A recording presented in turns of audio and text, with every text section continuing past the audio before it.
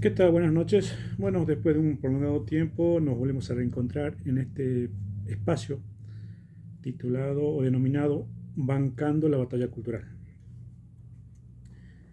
Este video quizás sea un poquito más largo de lo acostumbrado porque vamos a tratar dos o tres temas, uno más interesante que otro, especialmente cuando me refiero a la narcocracia.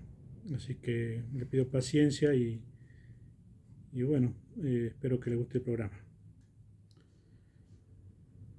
Será lo que deba ser o no serás nada. Esta es una máxima que pertenece a José de San Martín, uno de los perdedores más grandes y queridos de nuestra nación. No voy a explicar nuevamente por qué me refiero al padre de la patria como un perdedor.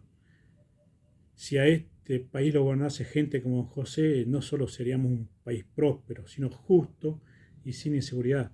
Un país donde el obrero trabaje, el maestro enseñe, el legislador legisle, el maestro enseñe, el policía nos cuide, ¿no? O sea, y todos cumplirían sus roles, ¿no? Sin confundirse ni mezclarse los tantos. O sea, sería un gobierno ortodoxo y no reinaría la heterodoxia. Aclaro, ortodoxo quiere decir normal, heterodoxo lo anormal o improvisado. ¿Cómo pasó en Argentina durante más de 40 años de democracia? O sea, no voy a hablar, o sea, en este breve resumen que voy a hacer, ¿no?, al iniciar este programa, no voy a hablar lo que pasó antes de 1983.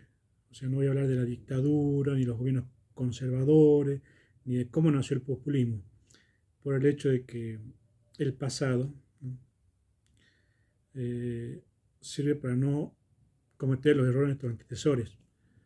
Y aparte porque esta gente, la que me escucha, no vivió esa época. Yo tengo 54 años y en el 83 tenía 13 años, 12 o 13 años. Yo cumplo año en diciembre. Entonces, digamos, no me voy a traer tan atrás, ¿no? ¿Y por qué voy a hablar de democracia? Porque hemos tenido, a partir de 1983, presidentes débiles y corruptos.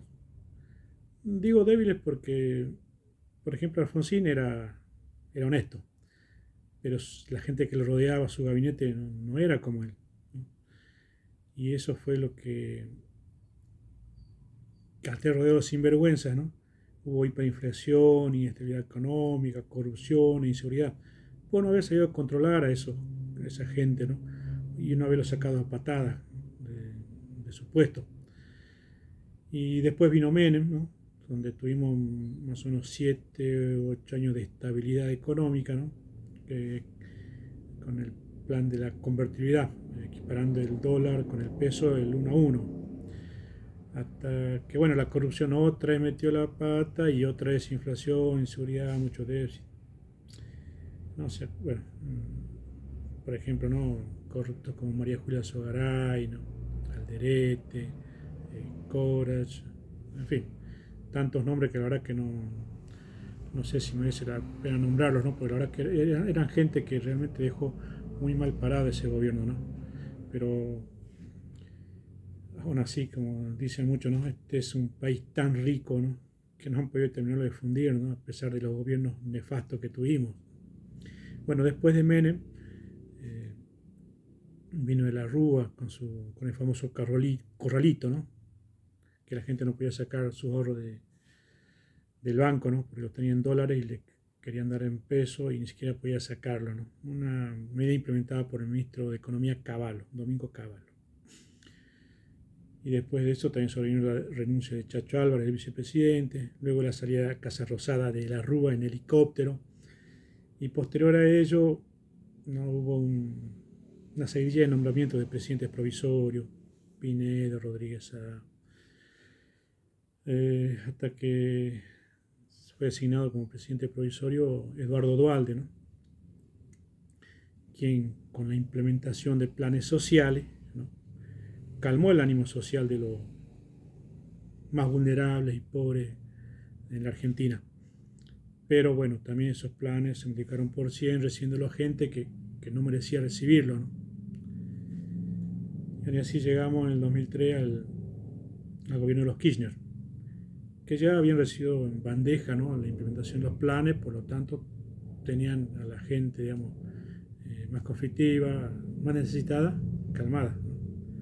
Y tenían viento de cola en lo económico y, y bueno, aprovechar esa bonanza. Ellos dicen década ganada, pero en realidad fue una época de saqueamiento al Estado también, ¿no? Y aparte también incorporó, ¿no?, el gobierno de Kirchner, ¿no?, la indemnización a víctimas de derechos humanos. Y con eso también se ganó a la gente, ¿no?, que tenía rechazo a las Fuerzas Armadas y de seguridad, siendo quizás esta la explicación, ¿no?, de un gobierno totalmente garantista, que denigró y vapuleó a la generalidad del personal de las Fuerzas de Seguridad y Armadas, metiéndolos presos ante la menor sospecha de casos de gatillo fácil o exceso de autoridad, ¿no? La, sí, digamos, cualquier cosa que hiciese la policía y se excediese o sospechara de exceso en su actitud o su función, eran eh, totalmente denigrados. Algunos eran metidos presos, ¿no?, otros procesados, otros echados de la fuerza, en fin. Y o sea, la delincuencia en ese momento se multiplicó y ellos, los delincuentes, pasaron a ser víctimas y las fuerzas del orden victimarios, inclusive aquellos civiles, ¿no?, que eran también justicieros, que mataban a delincuentes en ocasión de robo. Iba preso el civil, ¿no?, que se había defendido y ultimado a un delincuente en defensa propiamente, pero bueno, los derechos humanos y el garantismo era el caballito de batalla del kirchnerismo, del populismo, ¿no? Y por eso eh, pasó lo que pasó en ese tiempo, o sea, zona liberada para el narcotráfico, y con los subsidios que se libraban, ¿no?, y con toda la emisión que había, los políticos lo que hacían era quedarse con gran parte de la emisión, ¿no? Y mientras había más pobreza, también había gente más rica. ¿Y quién era la gente que enriquecía? Los políticos. Entonces no hay mucho que deducir de esa forma de gobernar, ¿no? Bueno, y nosotros, por supuesto, los contribuyentes, éramos que bancábamos todo eso con nuestros impuestos, ¿no? Y el narcotráfico avanzó, haciendo centro en Rosario, en la provincia de Santa Fe. Bueno, ahora voy a referirme a lo que está atravesando el país, ¿no? Eh, Gracias a Dios todas estas cosas se están revirtiendo. Es decir, el tema de la inseguridad, ¿no?, la emisión de billetes, el libramiento de subsidios indiscriminadamente, los cuales a veces ni siquiera eran usados por los beneficiarios, sino que eran retenidos por los intermediarios, ¿no?, los gerentes de la pobreza, le dicen ahora, ¿no? Los múltiples casos de corrupción de los funcionarios públicos, encabezados por su presidente, Alberto y Cristina, ambos de apellido Fernández, ¿no? Uno de ellos está preso, pues, con prisión domiciliaria y tobillera. Bueno, también el enriquecimiento ilícito, también la corrupción, obviamente, era el pan de cada día, ¿no? En fin, si me pongo a enumerar toda la cantidad de irregularidades, creo que no me va a alcanzar el día y menos este programa. Y todos confiamos que con estas políticas públicas implementadas por la administración Milei, todo esto se iba a ir solucionando de a poco. Pero el diablo metió la cola. Y porque no podía ser todo perfecto, ¿no? Baja inflación, bajo riesgo país, bajo la inseguridad, no más piquetes y cortes de ruta, levantamiento de cepo al dólar, ¿no? Dejaron presos a algunos funcionarios corruptos, encabezando la lista Cristina Kirchner, ¿no? Eh, bueno, y ahora, o sea, con las operaciones que hacía el gobierno, al gobierno, la oposición, esas medidas digamos, es como que te iban ganando, ¿no? La operación que hacía la oposición. Es como que la gente, a pesar de estar malhumorada, eh, aún así conserva esperanza debido a la exitosa medida económica y la falta de corrupción en el gobierno, ya que por anomalias raras que se iban suscitando, se iban desplazando, echando a funcionarios de esas carteras sospechadas de corrupción, ¿no? Por ejemplo, el ministro de gabinete, jefe de gabinete Pose, ¿no? Eh, También echó a la hija de Cavallo, Canciller Mondino, etcétera, etcétera. Echó a varios directores, a varios ministros, por tan solo sospechar que habrían cometido hechos irregulares. Eh, Hasta con el caso Spagnolo Gate, lo que pasó en la agencia de Andy con las supuestas coimas, ahí casi entra una bala, ¿no? Eh, Insistieron tanto y buscaron tanto entre la basura que hasta por fin dieron en el clavo los populistas, ¿no? Y lograron que entrase una bala. ¿De qué manera? Conectando al empresario narco Fred Machado con el diputado José Luis Espert. Con pruebas y todo, hay que decirlo, ¿no? Hay pruebas. Por lo menos para sospechar de que realmente tenía vínculos con el narcotráfico, de haber recibido dinero de un empresario narco. Eso se está probando y por algo mi ley no encabeza ahora la lista de diputados nacionales y hasta se plantea sobre todo su expulsión. O sea, eh, esto, bueno, ¿por qué? Debido a que ya lo dije, bueno, en todas mis historiales, resultado de haber pegado con moco a diputados que ahora son al Partido de la Libertad Avanza. Arrieta, Pagano, Píparo, Alessandro, Sago, Esper, ¿no? Pero un acto de corrupción casi en 2 años. Cuando en el anterior gobierno teníamos 4 o 5 por día, ¿no? ¿Se acuerdan, no? Inclusive hasta Esper, bueno, era candidato de la Reta, ¿no? Y yo creo que está bien que se lo expulse del Congreso. ¿Por qué? Porque Esper reflejaba quizá lo violento del partido, ¿no? Para mí lo malo.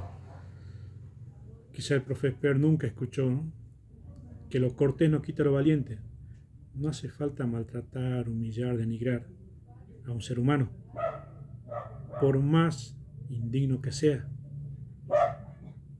Aparte, la violencia genera violencia. Y bueno, ahora los kirchneristas, populistas, sus adversarios políticos, están cobrando uno a uno todo lo que los humilló Esper y bien caro que le está pagando, ¿no? Y ahora todo esto, ¿no? Todos los medios, digamos, todos los periodistas hacen una fiesta con esto. Antes antes, ¿no? O sea, no se hablaba de casos de corrupción y las medidas exitosas del gobierno, pero ahí está pautera, ¿no? Pautados como, por ejemplo, María Laura Santillán, en su programa de mediodía de Nación Más, con mala cara anunciaba esta medida económica, ¿no? Y cuando surgió lo del caso de Esper, bueno, se la ve informando, ¿no? En el noticiero con la cara llena de risa, radiante. Y bueno, son los resultados, como dije, de errores, ¿no? Pero yo le pongo la atención a esto. Este es un gobierno imperfecto, comete errores, son novatos, ¿no? Bueno, están rodeados obviamente también de gente que a mí no me agrada, pero bueno, es un partido nuevo. Pero este es un gobierno imperfecto. En cambio el otro era un gobierno corrupto, ¿no? Y una persona decente, yo me considero decente, yo no voy a elegir lo malo, ¿no? Es más, yo tengo siempre tendencia a elegir al más débil o apoyar siempre al más débil. Quizás por mi espíritu estoico, porque practico el estoicismo, no sé, no me da inclinarme por lo malo, ni por las tranzas, ni por la corrupción, porque la verdad no es mi esencia, ¿no? Y si soy buena persona o no, eso lo tendrá que hacer otra gente, ¿no? Entonces todo esto hizo que se pierda, ¿no? El centro de atención en las propuestas que se podrían hacer para estas elecciones, ¿no? Que la campaña de la oposición, que es solamente darle a Esper con un caño. Por ejemplo, la, ayer escuché precisamente una propuesta de una candidata a diputada nacional por la izquierda, Castañeira creo que decía lo siguiente, ¿no? Que vamos a aumentar el sueldo al trabajador a 2 millones de pesos. Obviamente, con el quilombo de Esper, con otras, quizás fue pasado por alto por todo. Y algunos han dicho, qué bueno, si la izquierda gana, nos van a aumentar el sueldo a 2 millones de pesos. Bien, yo casi siempre en mis programas, yo siempre me puse en contra de la emisión, ¿no? Por ejemplo, si llegara a pasar eso, ¿no? Que aumentan, ya sea en este gobierno, en cualquier gobierno, ¿no? Generalmente los populistas hacen eso, ¿no? Aumentan el sueldo a 2 millones. ¿Eso qué va a significar? Va a significar nueva emisión, porque ¿cómo vas a aumentar el sueldo a los obreros pasando, por ejemplo, de 1 millón a 2 millones? ¿No? ¿Y por qué genera inflación? Eso yo... o sea, la definición de la emisión, ¿por qué genera inflación? La emisión monetaria genera inflación porque pone más dinero en circulación sin aumentar la producción de bienes y servicios, provocando un exceso en la liquidez que hace que los precios suban para mantener el equilibrio. Esa es una definición de un economista liberal, ¿no? Ahora, hablando en criollo, yo siempre para ser más didáctico y se entienda, dar ejemplos, ¿no? Quizás muy exagerados, muy burdos. A ver, ¿qué pasaría cuando se emite más dinero? Por ejemplo, en un país, supongo que los bienes y servicios, ¿no? Sean 100 bolsas de harina. Con eso harían comida, polenta o el pan con harina y maíz. Y que 100 bolsas de harina y el circulante de dinero, de reserva, lo que circula, digamos, lo que usan los consumidores o los ciudadanos de un país, serían 100 millones. Entonces el equilibrio entre bienes, servicios y circulante sería 100 y 100. Cada bolsa de harina costaría 1 millón. Hay un equilibrio de 100 bolsas de harina y el circulante de 100 millones, ¿sí? Si habría 150 millones, valdría la bolsa de harina 1.500.000. ¿Se entiende hasta ahí, no? Ahora viene un ministro de Economía o un funcionario, dice, bueno, ahora vamos a aumentar el circulante a 200 millones. Y toda la gente que no sabe economía dice, uy, no van a aumentar el sueldo, ahora la emisión va a ser 100 millones más, o sea, va a haber 200 millones de circulante y 100 bolsas, los bienes y servicios siguen, no aumentan. Entonces, ya no va a costar 1 millón la bolsa de harina, ¿sí? Va a costar 2 millones. ¿Por qué? Porque tiene que haber un equilibrio entre los bienes y servicios, ¿no? Los productos y servicios con el circulante. Por eso es que la emisión de billetes genera inflación. He tratado de ser lo más claro posible en este sentido. Algunos van a decir, bueno, pero eso es relativo, porque en realidad no genera inflación, porque aumenta el poder adquisitivo de la gente, o eso puede ser una economía cerrada, y que el populismo, ¿qué economía practica? El populismo no traba las importaciones, no quiere que entre a otro país, sino que tiene una medida proteccionista a la industria nacional, ¿no? Entonces sí es una economía cerrada. Por lo tanto, la emisión sí genera inflación. Y esta propuesta que hizo la candidata de la izquierda, yo sé que muchos la han pasado por alto. Yo siempre trato de ser objetivo y quizá siendo muy simplistas mis explicaciones. ¿Por qué? Porque ningún periodista creo que lo explicaría de esta forma. Porque siempre cuando escuchamos definiciones teóricas y complicada su inflación, riesgo país, emisión, mucho se queda a veces con la duda qué habrá querido decir, ¿no? Bueno, antes de continuar, ahora voy a hablar del narcotráfico, ¿no? Eh, Se pueden suscribirse a mi canal, ¿no? Arroba Raúl Gaspar-10. Hacer comentarios y den like, porque eso también va a ayudar a que siga buscando más información y haciendo cada vez más interesante este programa, porque sí, hay en algunos programas ha habido un montón de vistas, ¿no?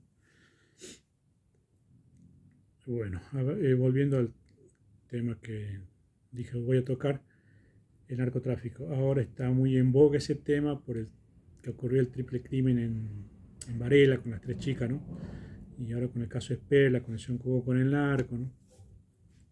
Y déjenme decirles que hasta el momento no se ha tomado ninguna medida útil o eficaz al respecto. Es más, te puedo afirmar que esto va a estar en boga 2 o 3 meses o menos y después no se va a hablar más del tema. Es más, si esto hubiera sido un gobierno, si hubiera sido siendo un gobierno populista, como de Venezuela, ¿no? Como el anterior, acá ya está lleno de cárteles. Porque un ministro de Seguridad, ¿se acuerdan? Aníbal Fernández dijo que ya el narcotráfico había ganado.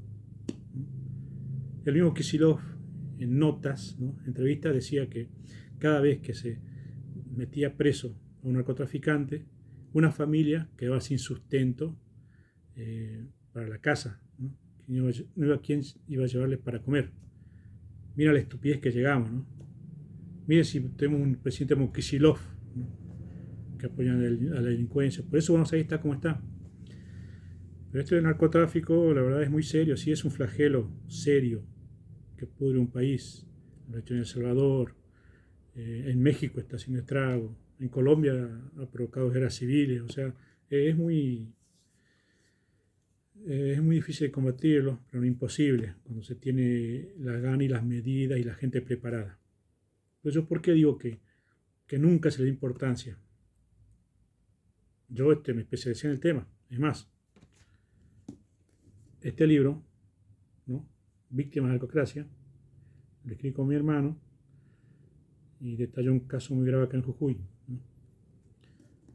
Donde uno diría, bueno, tremendo informe, tremenda edición, tremenda obra, debería tener la atención de los jueces, funcionarios.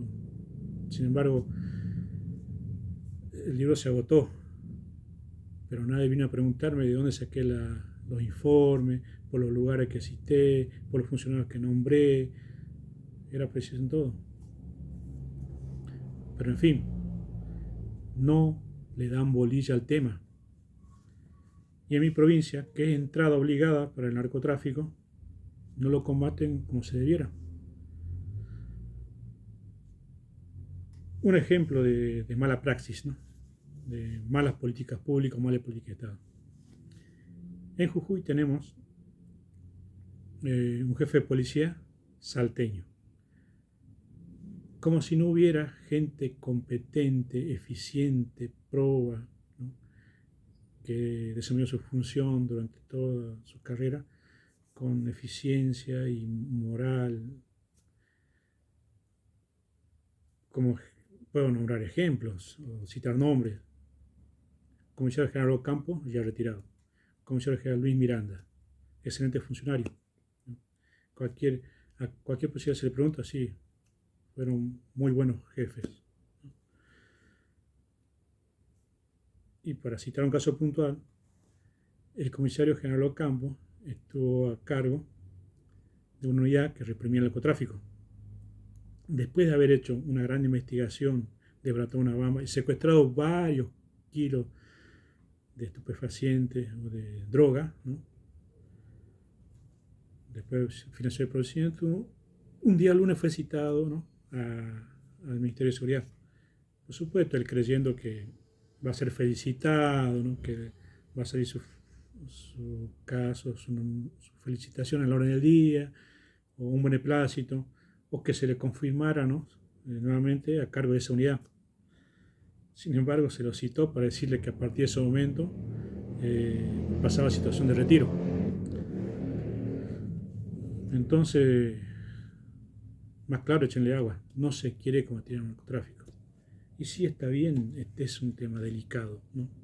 Algunos temen encarar, ¿no? esa lucha contra el narcotráfico por el dinero que se maneja, por todo lo que las voluntades puede comprar, por los intereses que hay. Acá en el norte hay jueces presos por verse inmiscuido en caso de narcotráfico. Caso más emblemático, el juez Reynoso de Orán, por cobrar peaje a los narcotraficantes o por liberarlos, cobrarlos por liberarlos, en fin, no es el único. Yo lo nombro porque está realmente probado que él sí, tenía actividades con el narcotráfico. Entonces, ahora uno ve por la tele hasta define, ¿no? Lo que uno en un curso en la Secretaría de Seguridad, ¿no? Cuando uno hace un curso sobre la prevención del narcotráfico, ¿no? Detallan cómo son las bandas, qué efecto tienen los estupefacientes, la marihuana, el opio, la cocaína, ¿no? Que la cocaína, por ejemplo, uno de sus preceptores, o sí o sí un elemento indispensable para producirle la hoja de coca, ¿no? Que utilicen el jugo de la coca. Bien. Pero ¿por qué, digamos, el gobierno anterior nunca quiso combatir el narcotráfico? ¿Y por qué nunca quiso decir que es realmente un flagelo? ¿No? ¿Por qué no informó? ¿Por qué no preparó a gente para combatir el narcotráfico? Porque les conviene a un gobierno populista mantener a gente bruta, ignorante.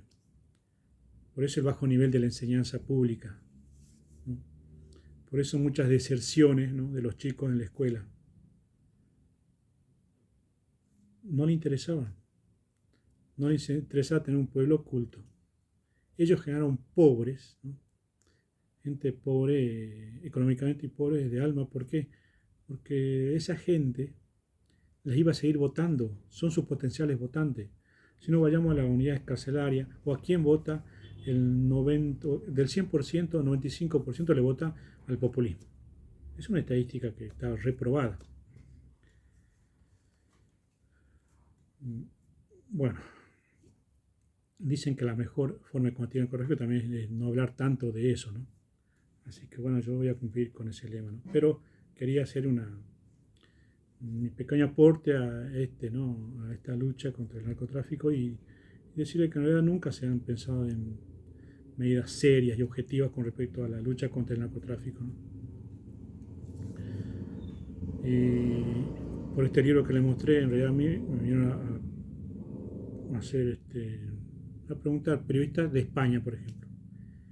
Editores de España me quisieron comprar derechos de autor. ¿Qué significa? Que yo vendo mi obra y ellos pueden cambiarla o hacer a gusto y piacere, poner otros datos, otros personajes. Y la verdad lo mío no tiene nada de ficción, es un caso real. Yo cito hechos puntuales, casos puntuales, lugares puntuales y no quería vender mi obra, ¿no? Y si no imprimí otras ediciones porque me llevé una amenaza y como le digo, en ese tiempo no había apoyo de nadie, ni de un gobierno, ni de funcionarios, de nadie. Entonces, ¿para qué jugarse por algo por lo cual uno sabe que va a terminar mal, ¿no?